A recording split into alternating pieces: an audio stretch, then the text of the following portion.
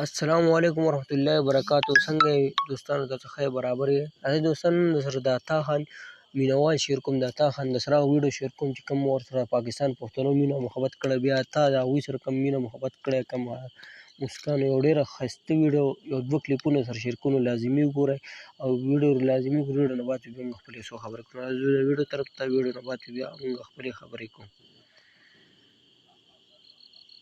دې باندې موږ اواز لږ سیلنټ کړی او میوزیک دی موږ ته کاپي رایټ میلاوي. نو په دې وجه موږ کوم اواز چې دی پرې بند کړی. دا ویډیو تاسو ته ښکاري عطا خان چې کوم مینوال دي نو هغوی ورسره څومره مینه محبت لري. یا یو کس ورته موبایل نیولی پکچر ورسره باید تصویر وباسي، یولی دی به سر باندې هم لاس وباسي لکه ویې راوړي.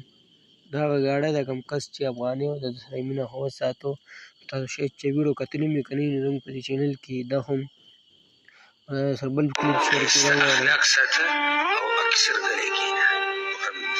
ستا اخلاق غلی کېناستل یوره فوالذي نفسي بيده.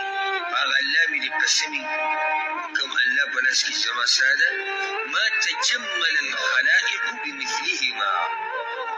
مخلوق چې ځان په څه ښایسته کوي که نه، مخلوق خو د څه استعمالي د ځان ښایسته کولو لپاره وي. د ځان په ښایست کې مخلوق بس دوستانو، عطا خان دغه ویډیو وه چې تاسو سره موږ شیر کړه چې پاکستان کوم پښتانو ډول څومره مینه محبت ورکړه او هغوی ولې هم ورکړه. نو عطا خان ډېر په خوشحالۍ سره دې ځای نه رخصت شو او انشاءالله تعالی عطا خان به بیا هم وایي موږ پاکستان ته واپس راځو. کېدای شي دی پرې فضل د دوی ورور دی، په دې باندې موږ یو ویډیو کړې ده زموږ په چینل کې. کیدای شي نو هغوی هم دا وایي چې موږ پاکستان ته راغلي، دا زموږ یو ارمان دی.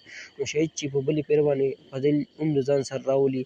نو عطا خان لکه داسې یو شخصیت دی، الله پاک ورله عزت ورکړی. عزت او ذلت الله پاک په لاس کې دی، خو بیا هم الله پاک هر یو کس له په خپل ځای باندې خپل یو مقام ورکړی. نو په معاشره کې موږ هم داسې ژوند تېرول پکار دي چې موږ ته هم څوک زموږ عزت وکړي، داسې چا تکلیف نه رسوي. یا د چا کوم یتیم دی، مسکین دی، یا بېوسه کس دی سره خپل ځاني مرسته وکړو د الله د رضا دپاره، د خپل نوم دپاره، نه څنګه چې دی لګیا دی. همدغه ویډیو موږ تاسو سره شیر کړه.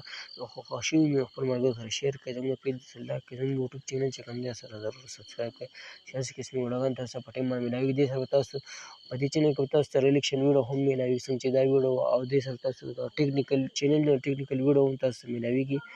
او که په وټساپ کې وي، په فیسبوک کې وي، که ټیک ټاک وي، ستاسو موبایل کې هر څه پرابلم مسلې وي نو هغه موږ ته ویلی شئ په کمنټس کې. موږ تاسو له جواب هم درکړو. که د ویډیو جوړولو څه ضرورت وي نو تاسو له ویډیو هم راوړو. باقاعده به تاسو ته په دې چینل کې هر قسم ویډیوګانې میلاویږي. نو ضرور سبسکرایب کړئ، خپل ملګرو سره شیر کړئ. نو موږ له راکړه اجازت په راروانو ویډیو کې میلاویږو. د الله په امان.